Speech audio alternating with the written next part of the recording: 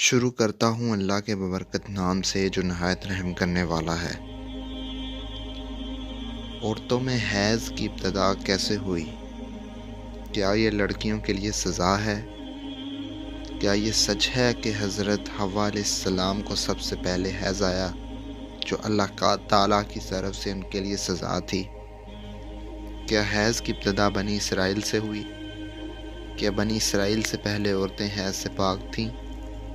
آج کی ویڈیو انتہائی تحقیق کے بعد بنائی جا رہی ہے، جس میں ہم اپنے ناظرین کو قرآن و حدیث اور مستند روایات سے ان سب سوالات کے جواب دیں گے۔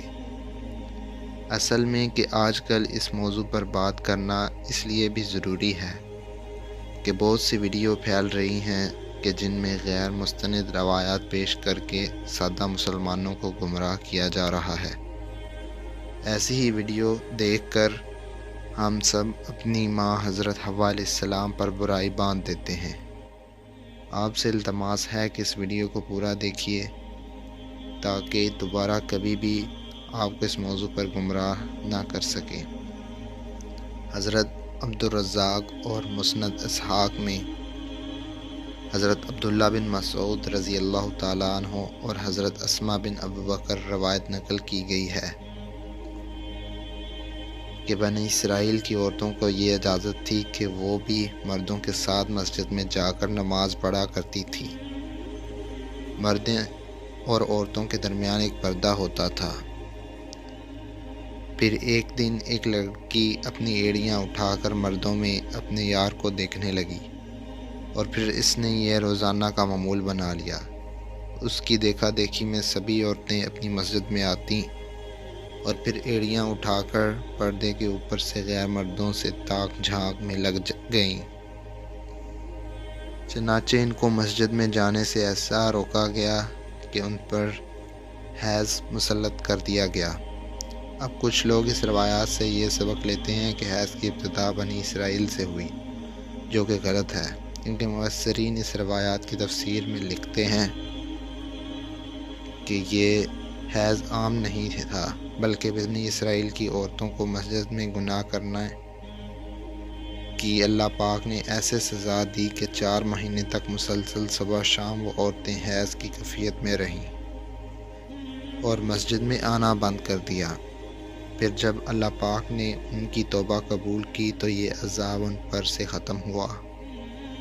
صحیح حدیث مبارکہ سے یہ ثابت ہے کہ عورتوں میں حیض کی ابتدا روز اول سے ہے۔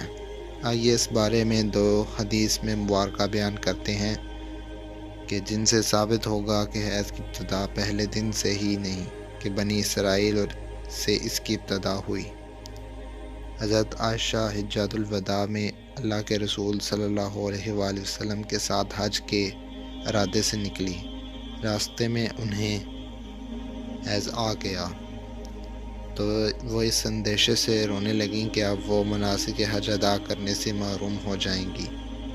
آپ کو معلوم ہوا تو آپ نے انہیں سمجھاتے ہوئے فرمایا، یہ ایسی چیز ہے جسے اللہ تعالیٰ نے اولاد آدم میں عورتوں کے لیے لازم کر دیا ہے۔ اس حالت میں تم بھی وہی کرو جو سب حاجی کرتے ہیں، صرف پاک ہونے تک بیت اللہ کا طواف کرو۔ بالکل اسی طرح ایک حدیث حضرت ام سلمہ رضی اللہ تعالیٰ عنہ سے بھی مروی ہے۔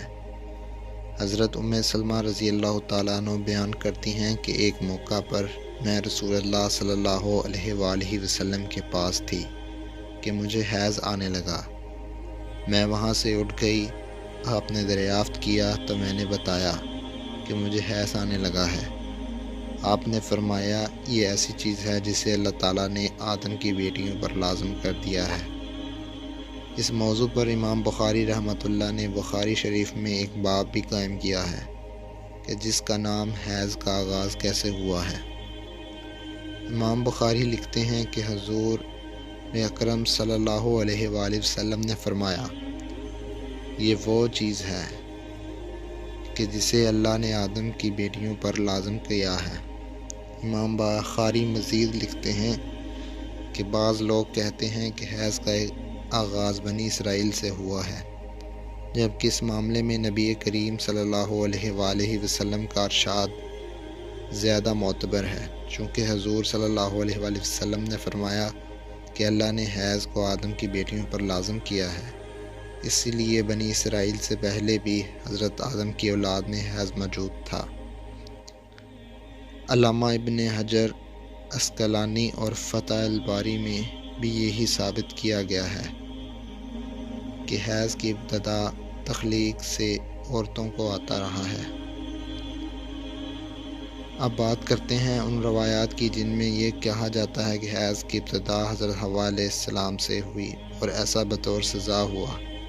امام طبری رحمۃ اللہ علیہ سورہ بقرہ کی آیت نمبر 25 کی تفسیر میں حضرت عبد الرحمن بن زید رحمۃ اللہ علیہ کی یہ روایت نقل کرتے ہیں کہ حضرت حوا کو پہلے دن حیض نہیں آتا تھا، ان کی تخلیق پاکیزہ ہوئی، یہاں تک کہ انہوں نے اللہ کی نافرمانی کی اور ممنوعہ پھل کھایا جس سے ان کو جنت سے نکالا گیا، اور پھر ان کو حیض اور حمل کی سزا دی گئی۔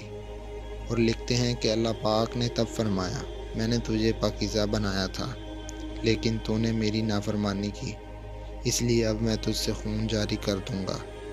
امام طبری کے علاوہ باقی تمام مفسرین نے روایت کو جھٹلایا اور ان روایت کو غیر مستند اور ناقابل قبول کہا ہے۔ حیض دراصل ایک طبیعی عمل ہے جس سے ہر مادہ عورت بلوغت سے سنیاس تک دو چار ہوتی ہے، اس کو صحت کی علامت سمجھا جاتا ہے۔ اسی حیض کے خون سے ہی بچے کی پرورش کی جاتی ہے، یہ اللہ پاک کا نظام ہے۔ غیر حاملہ عورت اگر حیض نہ آئے تو اس کی بیماری کی علامت سمجھا جاتا ہے، یہ عورت کے لیے سزا نہیں ہے، اور نہ ہی یہ بات کسی روایت سے ثابت ہے کہ حیض عورت کی سزا ہے، بلکہ یہ ایک ذمہ داری ہے جو اللہ پاک نے انسانیت کی تخلیق کے لیے عورتوں پر ڈالی ہے۔ اسی لیے جو عورتیں اس ذمہ داری کو بخوبی نبھاتی ہیں وہ اجر و ثواب کی مستحق ہیں، جیسا کہ حضرت عائشہ نے ایک دفعہ حضور پاک صلی اللہ علیہ وسلم سے سوال کیا کہ اللہ کے نبی، مجھے تو لگتا ہے کہ عورتیں پیدا ہی مصیبت جھیلنے کے لیے ہیں۔ حضرت عائشہ کا اشارہ حیض اور حمل کی تکلیف کی طرف تھا۔ حضور پاک علیہ السلام مسکرائے اور فرمایا، نہیں، بلکہ یہ ایسی چیز ہے جس کے ذریعے بنی آدم کی عورتیں آزمائی گئی۔ اس حدیث کی تشریح میں علامہ ابن حجر رحمۃ اللہ علیہ فتح الباری میں لکھتے ہیں کہ عورتوں کی تخلیق ہی اللہ پاک نے ایسے کی ہے کہ انہیں حیض آئے، اس پر پہلے دن سے ہی لازم قرار دیا گیا ہے۔